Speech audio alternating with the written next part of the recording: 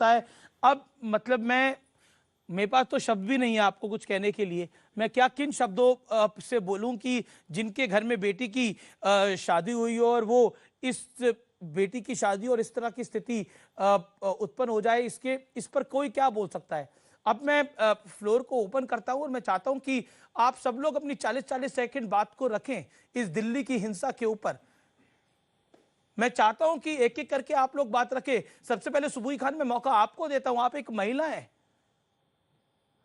एक जवान आदमी इधर रो रहा है, अपनी बहन की शादी उसने जैसा सोचा होगा मैं करूंगा, नहीं कर पाया। एक मां यहां पर रो रही है जिसकी देवर की वो बेटी थी।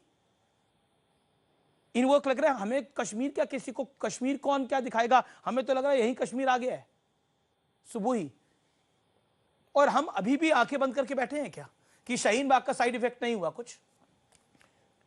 अमीश सच बोलूंगी थोड़ा कड़वा लगेगा, प्लीज रोकिएगा मत।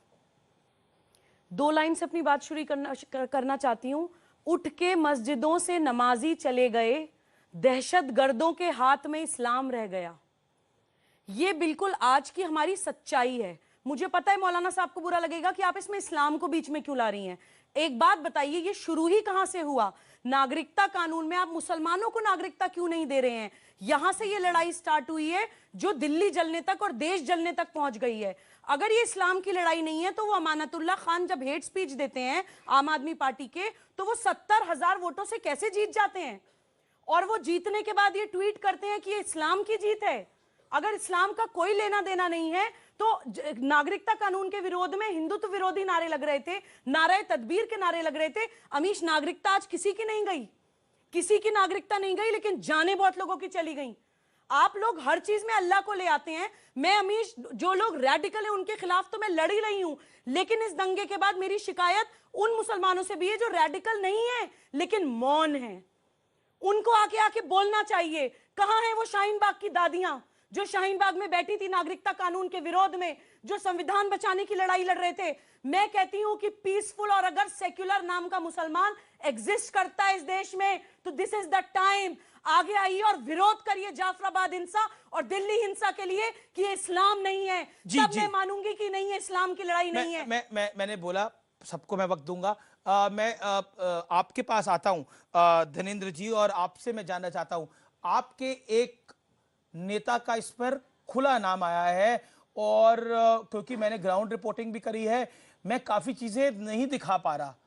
क्या आपको लगता नहीं है कि जिम्मेदारी थी?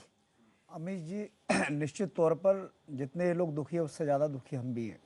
हमने भी वो चीज़ देखी है। आप कल गए थे, हम पिछले 4 दिन से लगातार उन इलाकों में घूम रहे हैं, लोगों से मिल रहे हैं, कोशिश कर रहे हैं किसी तरीके से शांति बहाली हो। हम तो पहले दिन से कह रहे थे कि पुलिस को प्रिवेंटिव एक्शन लेना चाहिए था। आपको ध्यान होगा 23 तारीख पुलिस, माफ करिए रोक रहा हूं, क्या पुलिस चूक गई? निश्चित तौर पर मैं नहीं कह रहा, मुझे कोर्ट मत करना। हॉनरेबल हाई कोर्ट ने बोला है, हॉनरेबल सुप्रीम कोर्ट ने बोला है, यहां तक कि इंग्लैंड और ब्रिटेन की पुलिस का भी हवाला दिया गया है। मैं नहीं कह रहा आप ये मत कोर्ट करना, लेकिन कहीं ना कहीं पुलिस की चूक रही है, पुलिस नाकाम रही है। स्वयं गृह राज्य मंत्री कहते हैं कि हमारे पास आईबी की इनपुट्स थी कि ट्रंप भारत में आएंगे और हिंसा होगी। ये मेरा बयान नहीं है, ये गृह राज्य मंत्री का बयान है। लेकिन अगर आपके पास इनपुट थी तो आपने प्रिवेंटिव एक्शन क्यों नहीं ली? बिल्कुल, ये सवाल उठता है। जी, मैं आप गौरव भाटिया का रुख करता हूं क्योंकि केंद्र में सरकार इनकी है। गौरव भाटिया, पुलिस भी इनकी मदद के लिए नहीं पहुंची। मेरा तो कलेजा फट गया जब मैं इनकी बात सुन रहा था। क्या आपका नहीं फट रहा? देखिए मनोज जी हमारे भाई हैं और इनकी बात सुन के किसी का भी कलेजा फटेगा और आपको दुख होगा, और दुख इनके लिए भी है। और हमारा जो भाई मारा गया है अंकित शर्मा और रतन लाल, उसकी शहादत को सलाम करके इतना कहूंगा, हर भारतीय रोया है।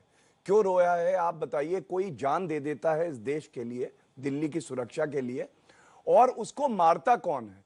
एक नेता जो है किसी पार्टी का, वो बॉम्ब की फैक्ट्री जैसे अपने घर पे बनाए हुए हैं, और उसको अभी पार्टी में सस्पेंड किया गया है। वो भी कब? जब हमने ये बात उठाई कि वहां से पेट्रोल बॉम्ब मिले हैं, वहां से गुम्मे गुलेल, ऐसा लग रहा है जैसे आतंकवादी का घर हो।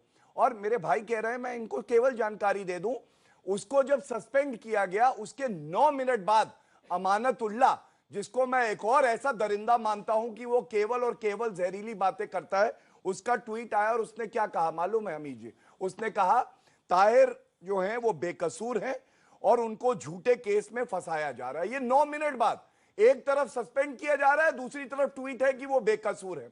आज मैं एक बड़ी बात आपसे कहता हूं, आप पूरे विश्व की पुलिस रख दीजिए, जब तक कि ये नागरिक खुद नहीं समझेंगे कि ये देश संविधान से चलेगा, ये देश पार्लियामेंट में जो कानून पारित होगा उसके सम्मान से चलेगा।